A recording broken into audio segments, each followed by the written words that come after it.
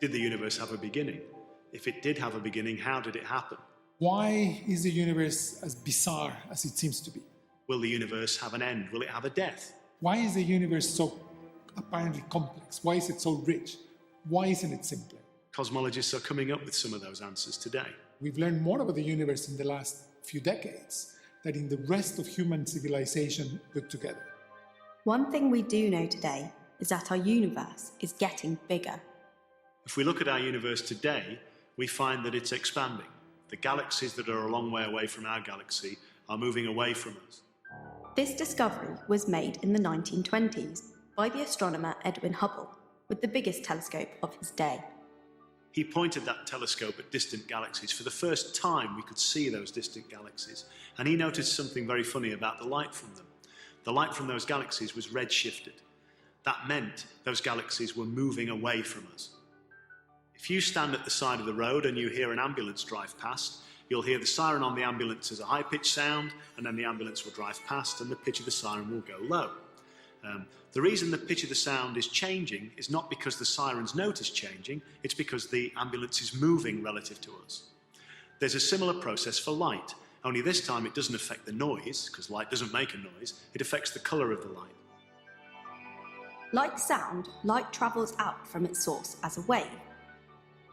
Different colours of light have different wavelengths. Blue light has a relatively short wavelength, while red light has a relatively long wavelength. If an object is moving away from you, then the wavelength of the light is stretched. It moves towards the red end of the spectrum, and so we call this redshift. Every galaxy Hubble looked at was rushing away from ours.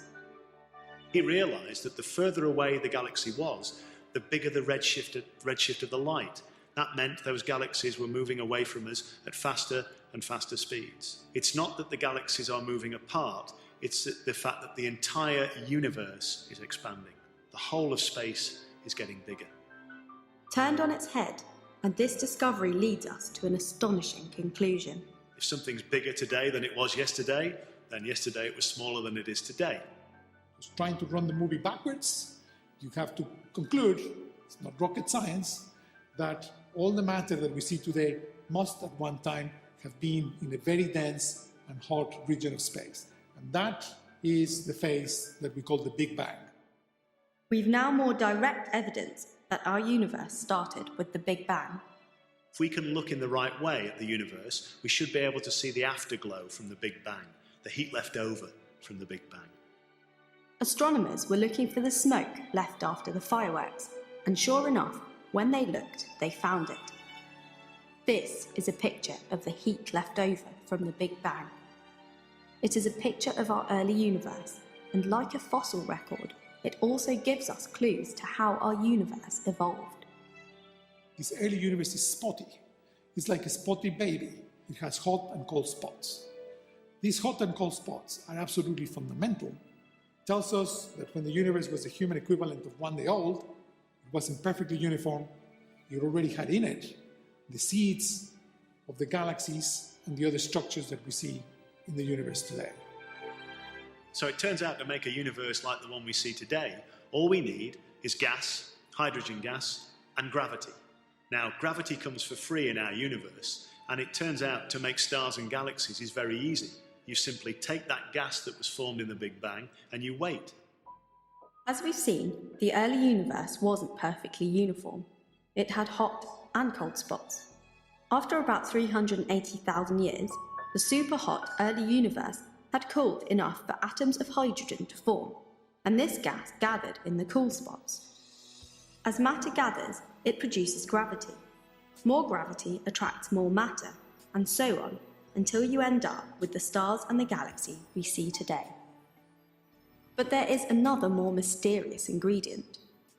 When we study galaxies closely, it appears that they are spinning too fast to hold themselves together.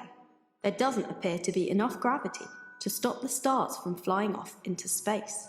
Physics tells us there must be some gravity produced by matter that you just don't see. That's what today we call dark matter.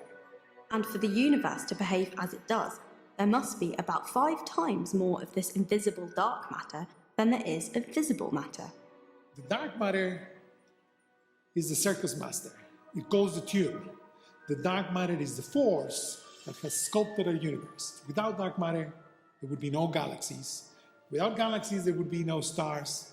Without stars, there would be no planets. Without planets, there would be no people. We owe our existence to dark matter. Simple as that. No dark matter, no people. It's taken around 13 billion years for our visible universe to get to where it is today. But what does the future hold? Until about 10 years ago, cosmologists had 3 theories for what would happen to our universe. 1, that the amount of gravity in the universe would slow its expansion down until it collapsed back in on itself. 2, if there wasn't enough gravity, then the universe would keep slowly expanding forever. And 3, that there would be just the perfect amount of gravity so that the universe grew to a particular size and then stopped. But then astronomers discovered something completely unexpected. Astronomers have made this amazing discovery. The expansion of the universe is accelerating.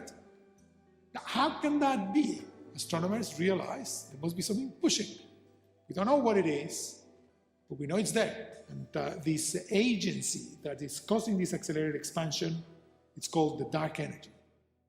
So it appears that although we've answered a lot of the big questions, we are still left with many more. We don't know what is the dark matter. We know it's there. We don't know what it is. What went bang? What happened in the very early stages of our universe? We don't know the answer to that either. We haven't got the faintest clue as to what our universe is going to be doing billions of years from now. We just don't know because we don't understand the dark energy. We need help, If there are any scientists out there, young people who want to try and answer these questions, we need help because we don't understand an awful lot about the universe. There's a lot to play for and lots of exciting new discoveries waiting to be made.